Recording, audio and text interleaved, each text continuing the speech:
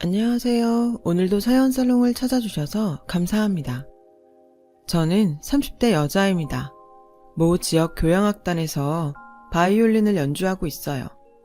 물론 음대에 갔을 땐 세계적으로 유명한 바이올리스트가 되는 것이 목표였지만 세상엔 저 말고도 잘하는 사람이 많았고 현실의 벽에 그저 전 앞으로도 제가 좋아하는 바이올린 연주를 계속 할 수만 있으면 좋겠다고 생각했어요.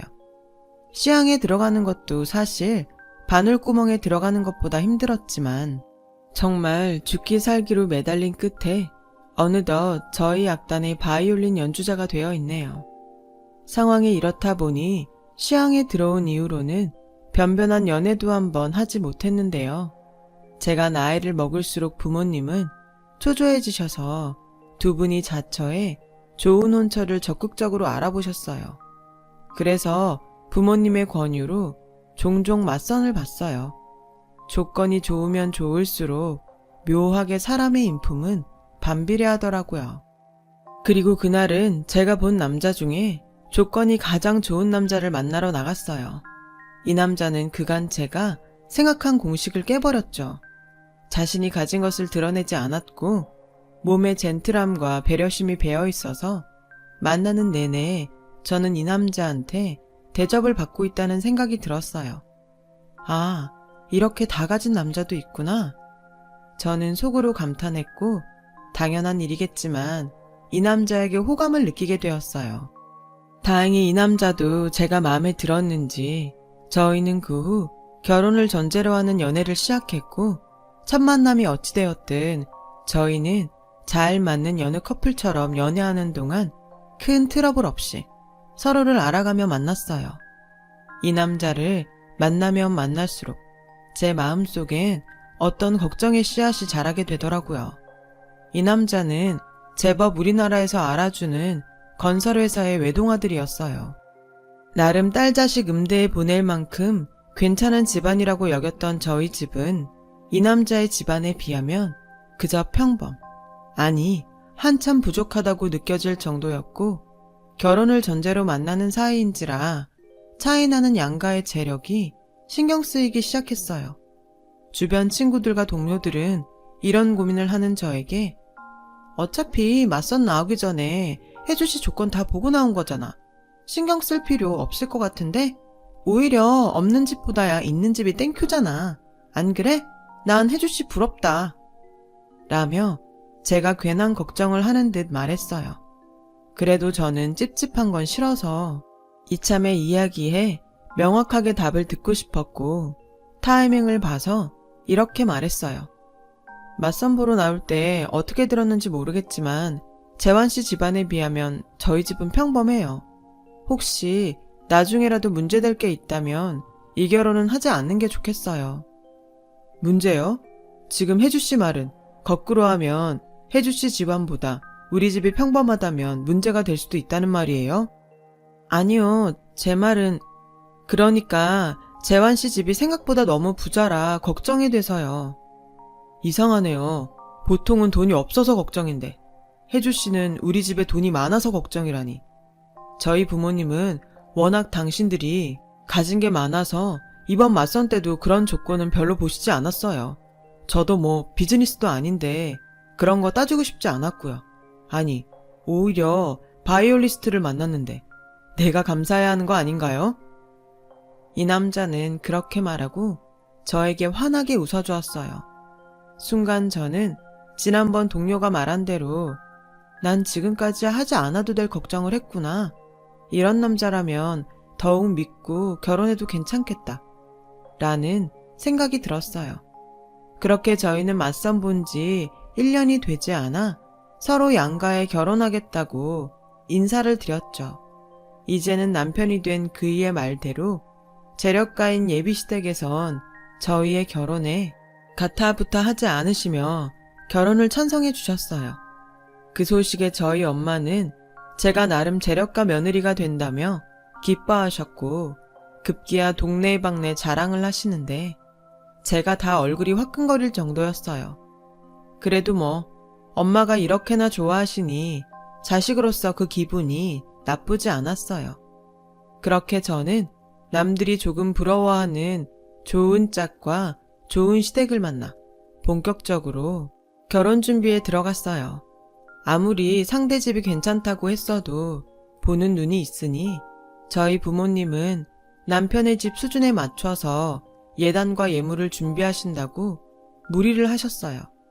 아무래도 곱게 키운 딸이 부잣집에 시집가서 책 잡히지 않고 잘 살길 바라는 마음에 그동안 모아놓은 통장의 잔고를 딱딱 긁어 할 수 있는 최대한의 노력을 하셨던 것 같아요.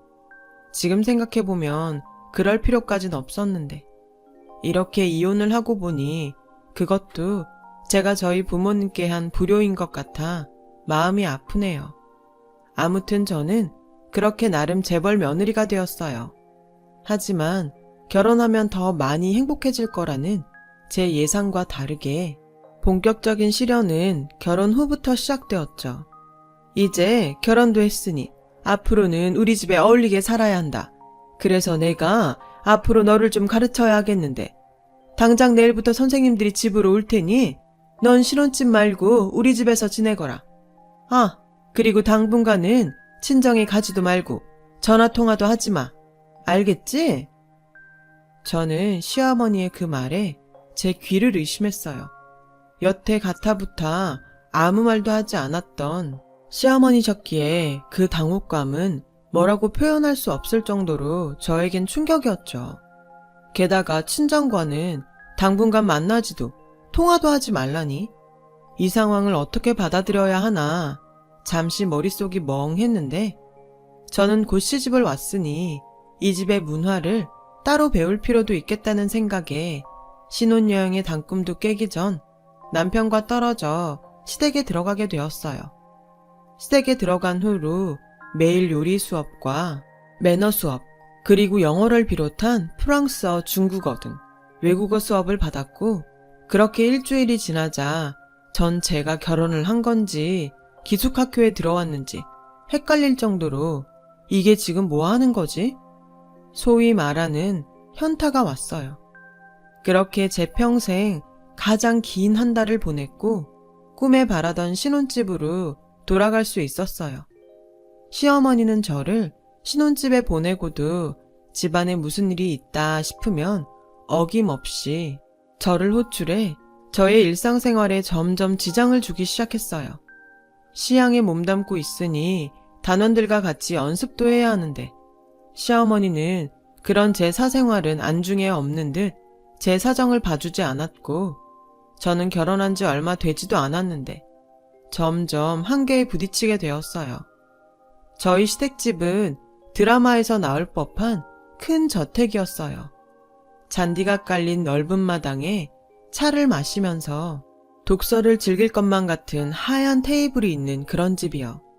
그리고 당연히 운전기사와 집안 청소를 해주시는 이모님들이 거의 상주하고 계셨는데 시어머니는 이상하게도 이미 이모님이 청소를 마친 곳도 저에게 다시 청소를 하라 했고 아주 부담스럽게 제가 청소하는 모습을 차를 마시며 처음부터 끝까지 지켜보셨어요. 상황이 여기까지 오니 저는 속으로 어머님이 내가 마음에 안 드셔서 그러나? 그랬으면 처음부터 결혼을 반대하시지. 이게 무슨 심보야? 라고 생각했고 이런 제 생각이 틀리지 않았는지 시어머니는 다른 가족들이 있을 때와 저와 단 둘이 있을 때에 온도차가 심하게 났어요. 특히 남편이 있을 때와 없을 땐 그 온도 차이는 확연했어요. 남편이 있을 때는 목소리부터 상냥하게 아가, 시집 온 지 얼마 안 돼서 힘들지? 그래도 조금만 몸에 익혀두면 나중엔 편하단다. 그냥 우리 식구 되는 과정이라고 생각하렴. 이렇게 말씀하셨고 남편이 없을 땐 마치 저를 하녀 부리듯 얘, 뭐든 기브 앤 테이크야. 부잣집에 시집을 왔으면 이 정도는 감수해야지. 안 그래? 라고 하시는데 하루에도 몇 번씩 바뀌는 시어머니를 보고 같은 사람이 맞나? 싶을 정도로 황당했어요. 나중엔 저 혼자 시어머니는 이중인격자다 라는 결론을 지었어요. 그 후로 저는 시어머니와 단 둘이 있을 땐 저 스스로를 지킬 방법을 고민했고, 저는 초소형 보디캠을 몸에 지니고 다니게 되었어요. 한편 시아버지는 집안일에 크게 관심도 없고 신경 쓰고 싶어 하지 않는 분이셨어요.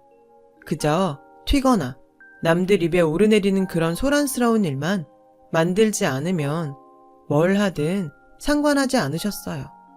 이 정도 되면 왜 남편에게 그동안 당한 일들을 얘기하지 않나 하는 생각도 드실 텐데요. 저도 처음엔 남편에게 시어머니가 저를 마음에 들어하지 않아서 일부러 하지 않아도 될 일들을 시킨다고 말하고 싶었지만, 어쩐지 그렇게 말을 해버리면 당장은 남편의 도움으로 어찌어찌 넘어갈 순 있겠지만 그 후폭풍이 감당되지 않을 것 같았어요. 또한 명백한 증거도 없이 하는 제 말을 남편이 어떻게 받아들일지 확신이 없어 일단은 두고 보자 싶었고요. 그렇게 신혼이지만 달콤함보다는 고된 생활을 이어가고 있던 그 즈음 시어머니의 선을 넘는 간섭은 점점 더 심해져서 저를 더욱 올가매더라고요. 전 이제부턴 참지 않겠다는 각오로 시어머니에게 할 말은 하자 라고 결심했어요. 얘, 너 그 악단에서 바이올린 하는 거 그만둬라. 어머니, 시향에 들어가는 거 쉬운 거 아니에요. 전 앞으로도 계속 바이올린 하고 싶어요.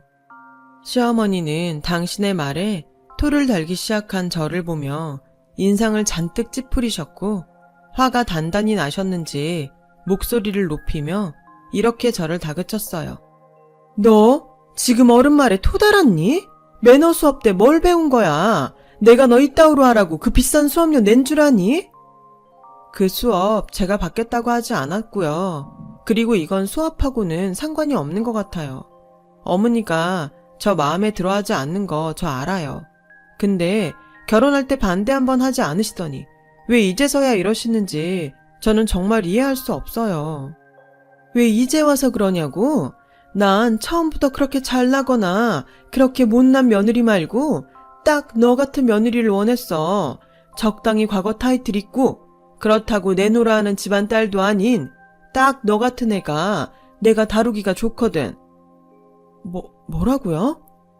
저는 시어머니의 그런 뻔뻔한 말에 모멸감을 느꼈어요. 그런데 시어머니의 다음 말은 저를 더 경악하게 만들었어요. 난 자기 주장, 자기 생각 그런 거 있는 애 싫다. 부잣집 작은 사모님 타이틀 얻었으니 다른 타이틀은 필요 없잖니. 뭐 어차피 네가 싫다고 해도 내가 나서서 너 해고하라고 할 거니까 다른 생각은 하지 않는 게 좋을 거야. 그냥 넌 내가 시키는 대로나 해. 아, 그리고 몇 달 있으면 집안끼리 하는 갤러리 모임 있으니까 틈틈이 그림 공부도 해라. 너 가르칠 선생님도 내가 미리 섭외해놨으니까 곧 집으로 보내마. 다른 집 사모들도 며느리들 데리고 오신다고 하니까 너 준비 철저히 해. 괜히 우리 집이랑 내 얼굴에 먹칠하지 말고. 그리고 그때 입을 옷도 그날 아침에 보낼 테니까 무조건 그 옷에 네 몸 맞춰라. 시어머니는 당신 말만 하고 자리를 떠나셨어요. 정말 기가 차서 전 남편에게 울면서 전화를 했고, 남편은 제 이야기를 다 듣고 자신이 어머니와 잘 이야기해보겠다고 말했어요. 남편은 퇴근 후 저와 본가에 가서 시어머니에게 제가 앞으로도 계속 시향해서 바이올린을 연주할 수 있도록 해달라고 말했어요. 시어머니는 저에게 펄펄 뛰었을 때와 다르게 난 그냥 새애기가 시집와서 할 것도 많고 배울 것도 많으니 일이라도 그만둬서 편해지길 바란 건데 네 뜻이 정 그러면 그렇게 해라 라며 세상 인자한 얼굴로 저에게 말씀하셨어요. 전 순간 소름이 끼칠 정도로 시어머니의 인자한 얼굴이 오싹하게 보였는데요. 남편은 제가 오해한 거라며 자신의 엄마가 그렇게 나쁜 사람이 아니라고 하더라고요. 하지만 절대 가만히 넘어갈 시어머니가 아니기에 다음날 남편이 출근한 틈을 타 저희 집으로 온 시어머니는 어제 당한 일을 저에게 복수하듯 이렇게 말씀하셨어요. 어디 감히 니까짓게 나랑 내 아들을 이간질해? 내 아들 믿고 까부나 본데.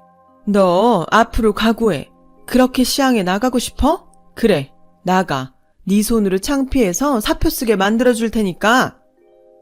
전 이쯤 되니 시어머니가 정신적으로 병이 있는 게 분명하다고 생각했어요. 그러지 않고서야 상식적으로 저에게 이런 식으로 괴롭힐 일이 없잖아요. 전 이 사태를 어떻게 극복하면 좋을지 고민했어요. 처음엔 보디캠에 찍힌 영상도 있으니 당연히 이혼이 가장 먼저 떠올랐는데, 사실 시어머니만 아니면 나머지는 아플 것이 없고 전 여전히 남편을 사랑했기에 고민은 더욱 깊어졌어요.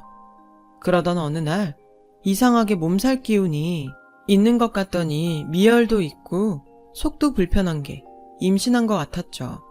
전 곧장 약국에 가서 테스트기를 사와 제 안에 새 생명이 자리하고 있음을 확인하게 되었어요.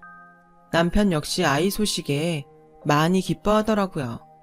저희 부부는 같은 날 산부인과에 가서 초음파로 아이의 존재와 심장 소리를 확인하며 기뻐했어요. 그런데 평소 말랐던 제 몸을 보시고 의사 선생님은 산모가 체력적으로 잘 버텨줘야 아이도 무사히 뱃속에서 크는 거예요. 앞으로 무리하지 말고 잘 먹어요. 이렇게 말씀하셨어요. 의사 선생님의 말을 듣고 시어머니가 스트레스만 주지 않으면 별 문제가 없다고 생각했고, 어쩌면 아이 소식에 시어머니도 그동안 부렸던 심술을 좀 내려놓지 않을까 하는 기대감도 들었어요. 하지만 시어머니는 임신했다는 저에게 혹여 애 앞세워 어쩌겠다는 생각은 하지도 마라 라며 혹시나 했던 모든 기대감을 잘라버리셨고, 그 후엔 저희 집에 미술 공부를 시켜줄 선생님을 보내면서 전 어쩔 수 없이 살기 위해 제 손으로 시향에 휴직계를 냈어요. 그리고 곧 문제의 갤러리 모임 날이 되었어요. 아침에 시어머니가 말했듯 모임에 입고 갈 옷이 도착했는데 임신으로 불어난 저희 몸은 도저히 그 옷을 소화할 수 없었어요. 무조건 그 옷에 네 몸 맞춰라. 전 시어머니의 그 말이 귓가에 맴돌았고 시어머니에게 전화를 걸었어요.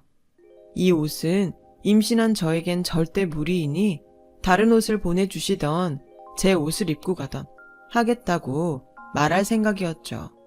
그런데 내가 분명 말했지.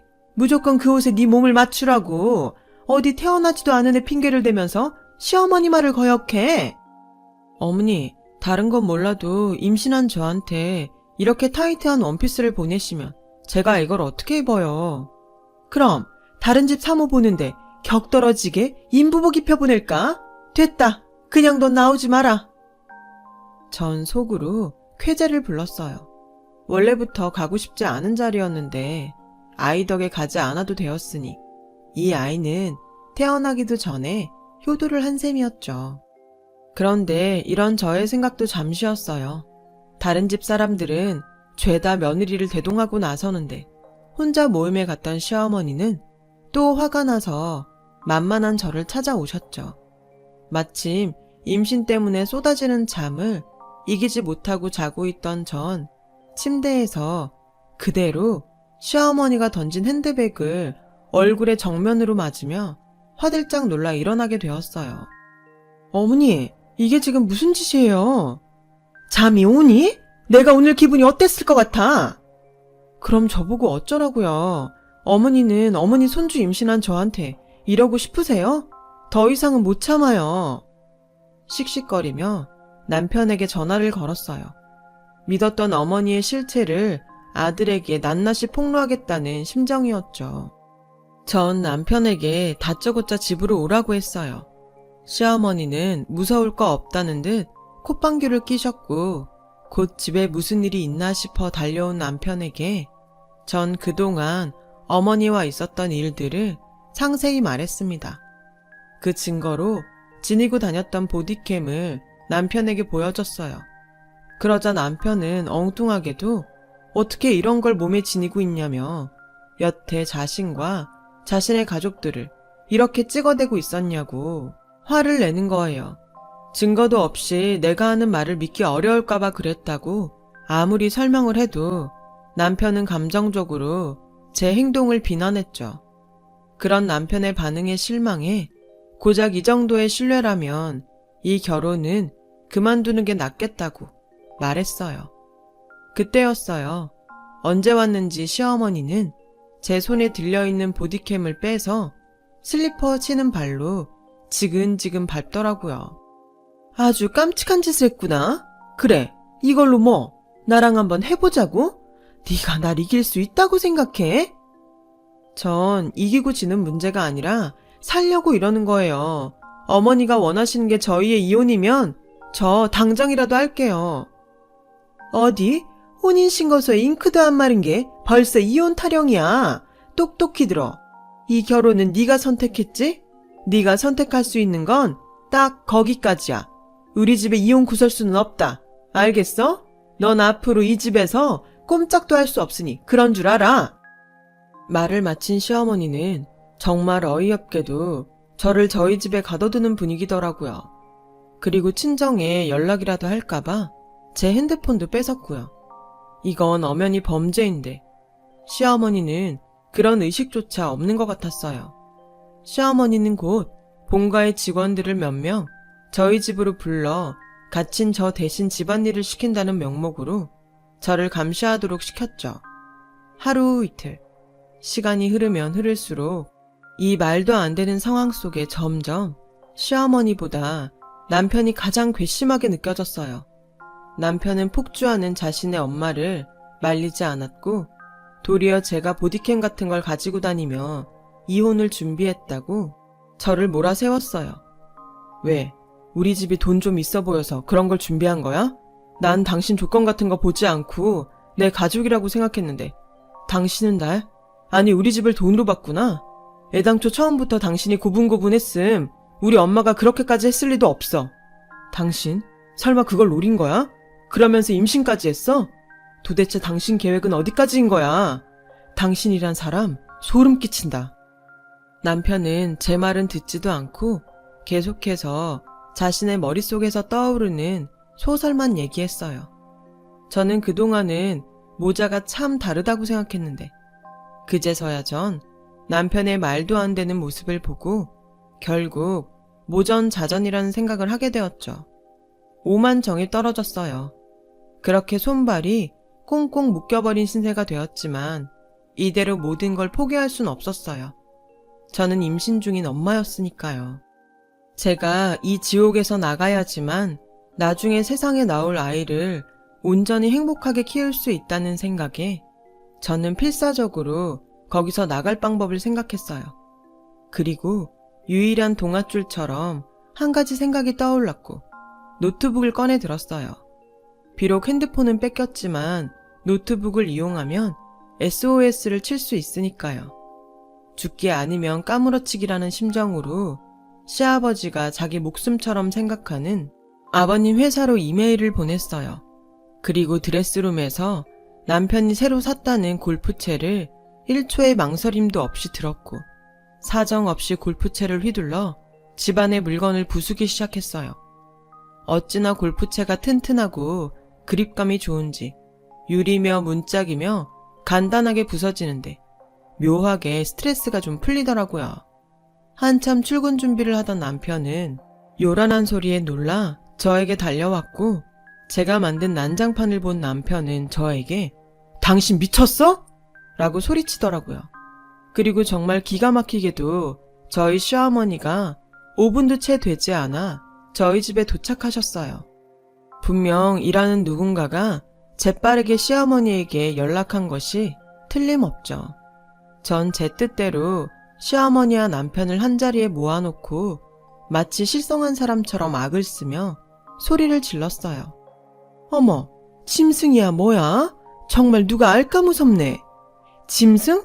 짐승은 당신이지. 처음부터 당신은 만만한 며느리 데려와서 평생 괴롭힐 심상이었잖아. 다른 사람 볼 때는 위하는 척하고 정말 소름 끼쳐. 이런 데 사는 사람이 어떻게 안 미치고 배겨? 너 안 되겠다. 김 기사 차 대기하라고 해. 이 물건 정신병원에 보내야겠어. 그때였어요. 지금 뭣들하는 거야? 저희 집 문이 거칠게 열리더니 단단히 화가 난 시아버지가 그렇게 소리를 치며 들어오셨고, 그 모습의 시어머니는 조금 전의 모습은 온데간데 없이 마치 저승사자를 본 듯 사시나무 떨듯 떨더라고요. 여보, 회사는 어쩌고 여기에 와요? 지금 회사라고 했어? 내가 튀지 말고 조용히 살라고 했지? 시아버지는 시어머니에게 들고 온 태블릿 PC를 던졌어요. 어머! 시어머니는 비명을 질렀고 남편은 떨어진 태블릿 PC를 줍는데 그 안에는 시어머니가 망가뜨린 보디캠 영상이 나오고 있었어요. 전 이메일에 땡땡건설 사모님의 실체라는 글을 썼고 백업해둔 노트북 영상들을 모두 첨부 파일로 보내며 당장 이혼시켜주지 않으면 언론사에 이 영상들을 보내겠다고 했어요. 당연히 시아버지는 세상에 이런 막장 같은 집안일이 새어나가는 걸 극도로 싫어했죠. 시어머니를 찾아 저희 집으로 오셨던 거예요. 너 당장 그 영상들 나한테 넘기고 너 원하는 대로 당장 내 집에서 나가. 네, 그리고 제가 조건이 좀 있어요. 태어날 아이에 대해 일절 권리를 주장하지 않겠다는 약속과 그동안 부당하게 당한 시집살이에 대한 충분한 보상을 요구했어요. 당연히 시아버지는 저의 요구를 모두 수용해줬고 변호사를 통해 제대로 서류를 정리해 주셨어요. 저희의 이혼 과정을 모두 본 시어머니는 처악나란 거 결국 지 목적은 저거였던 거야. 그래놓고 나한테만 똥물을 튀겨? 너 내가 절대 가만 안 둬! 라고 씩씩거렸어요. 전 핸드폰에 시어머니의 그 말을 모두 녹음해 시어머니에게 보여주며 그렇게 당하시고도 이렇게 또 막말을 하세요? 이것도 제가 협박죄로 걸 수 있는데. 뭐야? 그러니까 지금이라도 착하게 사세요.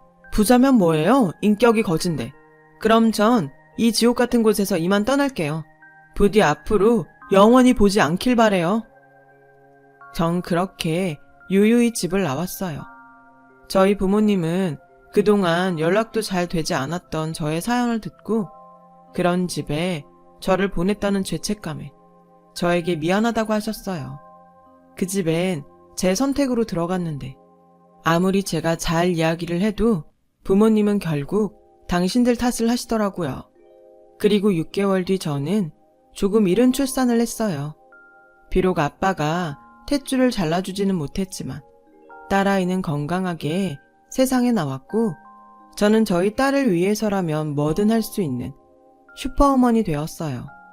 지금도 사정을 다 모르는 분들은 그래도 아이는 있는 집에서 키우는 게 낫지 않았냐고 모르는 소리를 하시는데 저는 돈이 많은 집보다 사랑받고 사랑할 줄 아는 인성이 제대로 된 아이로 키우고 싶거든요. 돈이야 먹고 살 만큼 벌면 되죠. 행복해야 하니까요. 처음 남편을 만났을 땐 있는 집에서 제대로 교육받은 사람이라고 생각했다가 큰 코 다친 경험이 있으니 절대 그 집엔 저의 소중한 딸아이를 보낼 순 없죠.